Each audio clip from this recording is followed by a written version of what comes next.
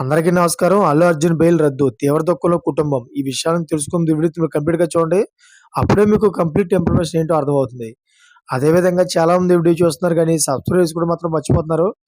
దయచేసి సబ్స్క్రైబ్ చేసుకోండి. సబ్స్క్రైబ్ చేసుకోవడం వల్ల నేను చేసే ప్రతి ఒక్క అప్డేట్ మీరు ముందుగానే పొందగలుగుతారు. అదే విధంగా చాలామంది లైక్ చేయడం మర్చిపోతున్నారు. దయచేసి లైక్ చేయండి. లైక్ చేయడం వల్ల ఈ ఇన్ఫర్మేషన్ మనం చాలా మందికి రీచ్ అయ్యేవాళ్ళం అవుతాం. ఇంక లేట్ చేయకుండా వీడియోలోకి వెళ్ళిపోదాం. ఫ్రెండ్స్ 'అల్లు అర్జున్‌కు మళ్ళీ బిగ్ షాక్ తగలనుందా' అంటే అవుననే అంటున్నారు. 'సంధ్య థియేటర్ తొక్కిసలాట కేసులో పోలీసులు సంచలన ఆధారాలు బయటపెట్టినట్లు తెలుస్తోంది. అయితే దీంతో 'అల్లు అర్జున్' బెయిల్‌ను రద్దు చేయనున్నారని చెబుతున్నారు. అయితే 'పుష్ప 2' ప్రీమియర్ షో సందర్భంగా హీరో, హీరోయిన్ వస్తున్నారని థియేటర్ యాజమాన్యం పోలీసుల అనుమతి కోరారు. దాంతో హీరో, హీరోయిన్ వస్తే క్రౌడ్ విపరీతంగా ఉంటుందని, వాళ్ళను రావద్దని చెప్పాలంటూ థియేటర్ యాజమాన్యానికి పోలీసులు లేఖ రాశారు అని. కానీ దానిని ఎవరూ పట్టించుకోలేదని తెలుస్తోంది.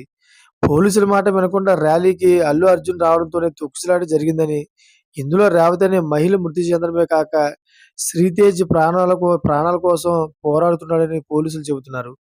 ఈ నేపథ్యంలో అల్లు అర్జున్‌కు ఇచ్చిన బెయిల్ రద్దు చేసి మళ్ళీ అరెస్ట్ చేసే అవకాశం ఉందని తెలుస్తోంది.